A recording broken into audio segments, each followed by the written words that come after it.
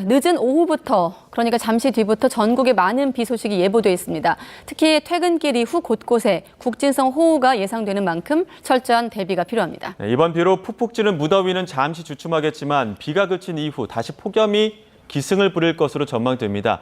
반복되는 폭우와 폭염, 어떤 점을 주의해야 할지 이영주 서울시립대 소방방재학과 교수와 이야기 나눠보겠습니다. 어서 오십시오. 네, 안녕하십니까. 교수님 안녕하십니까? 네.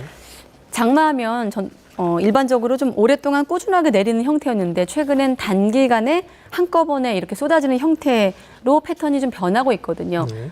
이런 변화에 따라 좀 대비도 달라야 할까요? 네, 맞습니다. 실제로 이제 뭐 장기간에 걸쳐서 비가 많이 오는 것들도 사실은 이제 안전상에 위험하긴 합니다만 네. 이렇게 간헐적으로 짧은 기간에 집중적으로 비가 오는 것, 또 그리고 집중적으로 비가 오는 지역도 굉장히 이전까지 이제 광범위한 지역이 아니라 특정한 지역에 집중적으로 옴으로써 사실은 재난의 강도, 그러니까 강우 강도가 굉장히 극심하게 강해진 거거든요. 네. 그러다 보면 사실은 이제 빠르게 대처하기가 상당히 어렵고 또 불규칙성이나 불확실성이 크기 때문에 사실 일반인 분들께서도 대응하기가 상당히 어려운 부분들, 그래서 오히려 피해 측면에서는 상당히 큰 피해를 유발할 수 있다. 또 한편으로는 우리가 배수 용량이라든지 이런 것들을 충분히 갖춰놓는다 하더라도요. 네. 특정한 지역에 집중적으로 짧은 시간에 강우가 집중되는 경우에는요. 이 배수가 아무리 충분해도 네. 일시적인 침수라든지 이런 것들은 발생할 수밖에 없기 때문에 과거에 우리가 생각했던 장마랑은 다른 대비, 또 다른 어떤 안전에 대한 어떤 예방책이 필요하다 생각이 됩니다. 과거와 달리 그 피해 지역도 조금 달라지는 모습도 있는 것 같습니다. 과거에 주로 뭐 농경지 피해가 많았었는데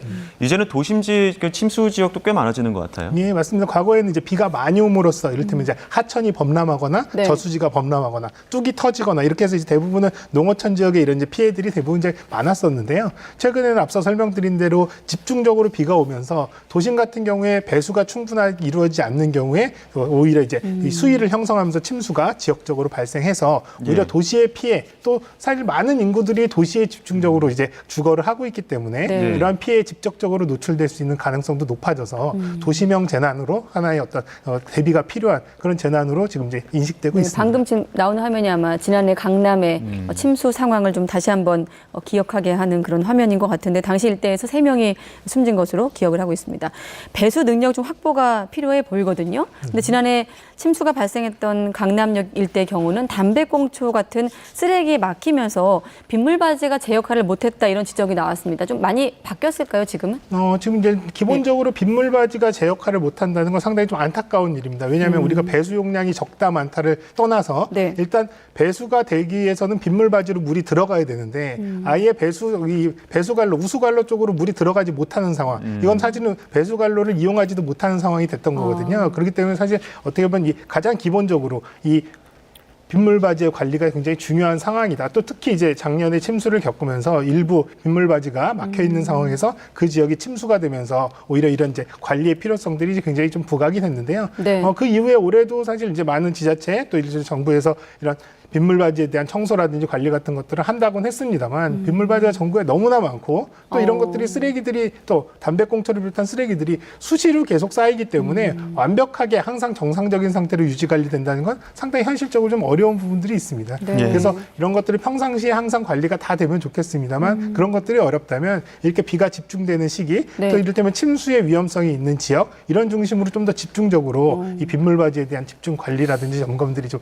이루어져야 될 필요성은 있다. 아까 생각이 보니까 됩니다. 빗물바지가 3분의 2가 막히면 침수 높이가 2배씩이나 높아지더라고요. 예, 맞습니다. 역류 가능성이 있는 겁니까? 역류라기보다는요. 네. 빗물바지 자체가 이제 한마디로 물이 들어가야 되는 구멍 자체가 막혀 있기 때문에 물이 어디로 갈 데가 없는 상황. 그러니까 한마디로 그대로 고스란히 지면 위로 물이 이제 그대로 쌓이는 거죠. 그런 네. 상황이 되거든요. 그래서 이제 일부분이 막혀 있을 경우에 뭐 연구 결과에 따르면 한 3분의 2 정도만 막혀 있어도 2배 이상 침수가 빨리 이루어지고 네. 완벽하게 막혀 있을 때는 뭐 6배 이상 침수가 빨라진다라는 결과도 있는데요. 또 이런 단순한 결과 수치뿐만 아니라 최근에 앞서 말씀드린 대로 비가 집중적으로 오는 상황 또 그리고 저지대인 경우에는 이거보다 훨씬 빠르게 침수가 이루어질 수 있기 때문에 네. 빗물바지의 관리 이런 것들의 중요성은 더 높아지고 있다 이렇게 보시면 되겠습니다. 네, 지난해 또 안타까운 사고 소식도 있어서 반지하 주택 그 침수 사고로 일가족 3명이 숨지는 사건이 있었습니다. 이후로 뭐 정부와 지자체 물막이판 만들겠다, 예방하겠다, 추후에 이런 사고 없이 하겠다 이런 얘기는 나오곤 있습니다만 좀 지지부진한 상황도 있는 것 같더라고요. 이 부분은 약간 좀 두 가지로 나눠서 생각을 해봐야 될 텐데요. 네. 사실 이제 이 물막이판을 설치함으로써 급격하게 우수가 유입됨으로써 인명 피해를 발생하는 것들은 어느 정도 막아줄 수 있는 일차적인 어떤 방법이라고 생각이 됩니다. 그래서 네. 저지대 중심 또 그리고 이제 반지하 중심으로 각 지자체별로 이런 물막이판 설치 보급 사업들을 적극적으로 시행은 했었습니다. 예. 다만 이제 최근에 많은 언론들이나 또 저도 현장에서 같이 가서 들여다보면 빗물바지가 충분히 잘 설치돼 있을 것 같은데 그렇지 않은 이 세대들도 아직까지는 있습니다. 근데 그 원인을 살펴보면 사실 이제 대부분은 이런 빗물바지나 이제 물막이판 같은 경우 설치 사업 같은 경우는 대부분 정부 지원 사업으로 하기 때문에 네. 본인이 신청을 해야지 설치를 해주는 거거든요. 다만 이제 이렇게 설치를 신청을 했음에도 불구하고 아직까지 설치가 안 됐다면 이런 것들은 조금 더 속도감 있게 비가 이제 많이 오는 시기 이전까지는 설치가 완료될 수 있도록 해야 될 필요성은 있습니다.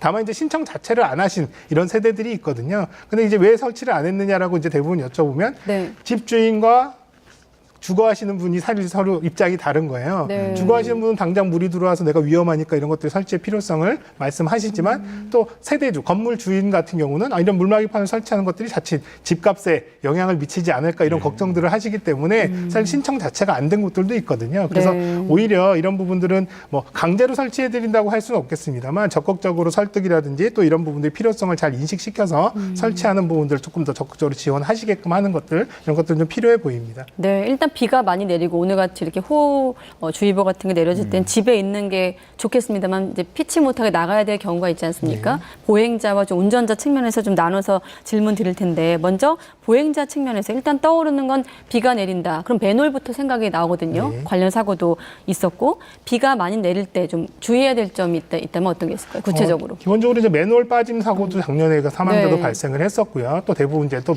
맨홀뿐만 아니라 비가 많이 오면서 노면에 땅 꺼짐 현상이라든지 이런 부분들을 많이 발생을 하거든요. 네. 또 심지어는 이제 빗물 같은 경우에 사면을 따라 경사진 도로를 따라서 흐르는 경우에 사람이 거기를 걸어가는 경우에 오히려 이제 이 휩쓸려서 넘어지거나 또 이럴 때 다칠 수 있는 이런 상황들도 있기 때문에 가장 중요한 거는 안전한 보행 질서, 보행 규칙 이런 것들을 좀 하시는 것들이 필요하거든요. 제일 중요한 거는 전방에 위험한 상황이 있는지를 잘 주시하시면서 이동을 하시는 게 좋은데요. 최근에 이제 비가 많이 오는 상황에서는 우산을 깊게 눌러 써서 전방을 제대로 잘 보시지 않는 네. 경우 또 최근에 또 스마트폰이라는 이런 것들을 보면서 이동하시는 것들이 너무나 일반화되어 있기 때문에 네. 이렇게 비가 많이 오는 이런 위험한 상황에서도 사실 전방의 도로면 상태라든지 이런 것들을 잘 확인 안 하시는 경우들도 또 많습니다. 물이 많으면 잘 보이지도 않고요. 예, 맞습니다. 그래서 특히 이제 말씀하신 대로 빗물이 웅덩이가 생겨서 바닥면이 보이지 않는 곳들은 가로질러서 가시지 않도록 하는 게 가장 중요합니다. 아. 왜냐하면 거기에 맨홀이 있을 수도 있고 또 혹은 땅꺼짐 현상이 있어서 또 그리고 생각보다 깊은 수심으로서 위험할 수도 있기 때문에요. 네. 물 웅덩이나 가급적이면 물이 흐르는 곳은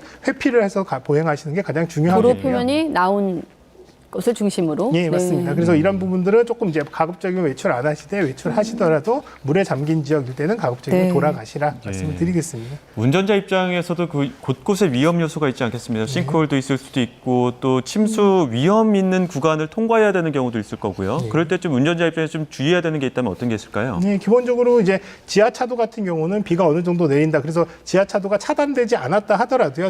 진입을 안 하시는 게 더 좋은데요. 왜냐하면 차단이 안 됐더라도 내가 이미 진입을 한 상태에서 차가 밀리거나 이렇게 정체가 되는 상황에서 비가 많이 오는 경우 오히려 이제 침수되는 상황을 고스란히 이제 겪게 되는 상황들이 발생할 수 있기 때문에 비가 많이 오는 상황이다라고 한다면 지하차도는 가급적 이용하시지 않는 게 가장 좋겠고요. 또 이제 침수된 지역을 부득이하게 이제 경유를 해서 가셔야 되는 경우에는 저속으로 천천히 가시되 멈췄다가 다시 가시게 되면 오히려 이제 배기구라든지 이런 쪽으로 물이 들어가서 오히려 차가 이제 멈추거나 기능이 제대로 이제 작동하지 않는 이런 상황들이 발생할 수도 있습니다. 또 한편으로는 물이 어느 정도 차 있는 경우 가급적이면 이제 침수가 되는 곳을 안 지나시는 게 가장 좋겠습니다만 지나시게 된다면 차 바퀴 높이 한 3분의 2 정도가 물에 잠긴다 싶으시면 지체 없이 차를 놓으시고 빨리 본인만이라도 차에서 내려서 대피를 하시는 것이 안전할 수 있습니다. 네, 예. 그리고 주차돼 있는 차량들. 사실 많이들 기억하실 겁니다. 포항 아파트 지하 주차장에서 7명이 희생됐던 바로 그 사고였는데 대부분 차를 빼러 나갔다가 또 안타까운 사고로 이어진 경우였거든요. 비가 내렸을 때 지하 주차장에 주차해 놓으신 분들을 위해 좀 또 조언을 한다면 어떤 걸 주의해야 될까요? 일단 기본적으로 지하 주차장 또 이게 침수일이 이력이 있거나 저지대 지하 주차장 네. 같은 경우는 비가 왔을 때 가장 먼저 침수에 노출되기 때문에요. 사실상 가급적이면 이런 시기에는 차를 지하 주차장에 두시지 말고 다른 쪽에 조금 더 높은 곳이나 혹은 안전한 주차장에 차를 일시적으로 대놓는 게 가장 중요합니다. 네. 이미 지하 주차장에 침수가 됐다면 지하 주차장 같은 경우는 굉장히 빠르게 침수가 이루어지거든요. 네. 그래서 내가 침수가 된 상황을 알고 차를 가지러 간다고 하더라도 사실상 차도 못 꺼낼 뿐만 아니라 본인들도 위험해질 수 있기 때문에 사실상 본인의 지하 주차장에 침수가 진행됐다라고 한다면 네. 차는 조금 아깝더라도 이건 보상을 가거나 보험을 통해서 다시 이제 수리를 받을 수 있으니까요. 네. 본인의 생명 안전을 위해서는 접근을 안 하시는 게 가장 좋겠고요. 오히려 이제 지하 주차장의 침수를 방지하기 위해서 이를테면 주차장 출입구 부분에 이를테면 물막이판을 설치한다든지 모래주머니 같은 것들을 쌓아놔서 네. 아예 물이 들어오는 것 자체를 조금 더 선제적으로 막는 것이 효과적입니다. 네. 지난주에는 또 산사태로 또 안타까운 소식도 있었고 지금 뭐 산사태 위험 지역이 아니더라도 산사태가 발생하는 곳들도 곳곳에 지금 있단 말이죠. 네. 혹시 전조 증상이라고 해야 될까요? 아니면 예방법이 있다면 어떤 것들이 있을까요? 기본적으로 이제 산사태 같은 경우는 우리가 이제 일반적으로는 도시에서 많이 겪지 않게 되는데 최근에는 이를테면 도심 내에서도 경사지라든지 또 산에 인접해서 이렇게 주택들이 이제 공동주택 같은 아파트 같은 것들이 개발되다 보니까 네. 사면이라든지 이런 것들이 굉장히 이제 가까이 있거든요. 그래서 산사태의 이제 전조 증상이라고 한다면 평상시에 물이 흐르지 않거나 또 혹은 물이 없는 곳에서 갑자기 물이 솟아나온다든지 사면에 갈라진 부분이 보인다든지 예. 혹은 또 돌이라든지 이를테면 모래 같은 것들이 흘러내리는 상황들 또 그리고 나무나 수풀이 굉장히 좀 많이 기울어져 있는 상황들 이런 것들이 이제 보이시거나 확인된다면 이런 것들은 산사태의 예비 전조 증상이다라고 보시면 되겠습니다. 그래서 이런 전조 증상이 확인되셨을 때는 빠른 신고 그리고 또 본인이 있는 곳이 위험할 수도 있기 때문에 빠르게 대피를 하시는 것들이 중요하겠다 생각이 됩니다. 네, 산사태 위험도를 좀 지역별로 나눈 어떤 지도도 있더라고요. 네. 검색해서 좀 참고할 필요가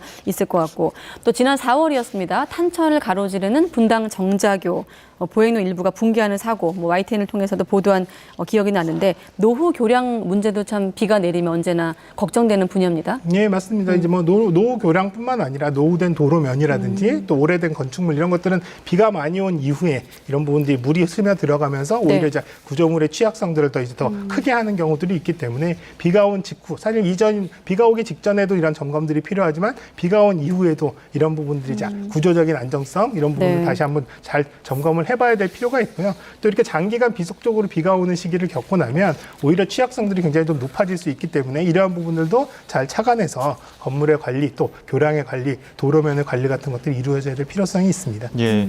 이제 또 그 폭우 끝나고 나면 폭염 이어질 테고 또 네. 폭염 이어지고 나면 물놀이 가시는 분들도 많고 또 휴가철도 겹쳐 있단 말이죠. 근데 이제 물놀이 사고도 최근에 좀 많이 발생하고 있는 편이어서 주의점이라고 해야 될까요? 마지막으로 좀 짚어주실 게 있다면요. 네, 사실 이제 물놀이 같은 경우는 뭐 일단 바닷가 같은 경우도 위험하지만 계곡 같은 경우가 특히 더 위험한데요. 왜냐하면 계곡 같은 경우는 비가 왔을 때 급격하게 물이 빠르게 불어나면서 네. 급류에 휩쓸리거나 위험한 상황이 닥칠 수가 있습니다. 그래서 계곡으로 놀러 가신 분들은 항상 이제 주변의 기상 정보 혹은 또 그리고 이제 물이 갑자기 많아지는 상황들에 대해서 예의주시할 필요가 있는데요. 흙탕물이 갑자기 쏟아져 내려온다거나 돌이라든지 자갈 같은 것들이 같이 굴러서 내려온다면 물이 굉장히 빠르게 내려오고 있구나 이런 것들을 좀 아실 수가 있기 때문에 이러한 경우에는 물에서 빨리 빠져나오셔서 계곡보다는 조금 높은 지대로 이동을 하셔서 네. 안전하게 대피를 하시는 것이 중요합니다. 네, 우리가 이번 대담을 통해서 지금 발견된 수치만 해도 맨홀 추락 방지 시설이 20개 가운데 지금 1개꼴로 설치되어 있다. 또 정자교보다 오래된 교량이 17.7%다. 여전히 우리는 둘러보아야 할 안전 문제가 좀 여럿 있는 것 같습니다. 네, 이영주 서울시립대 소방방재학과 교수였습니다. 교수님 고맙습니다.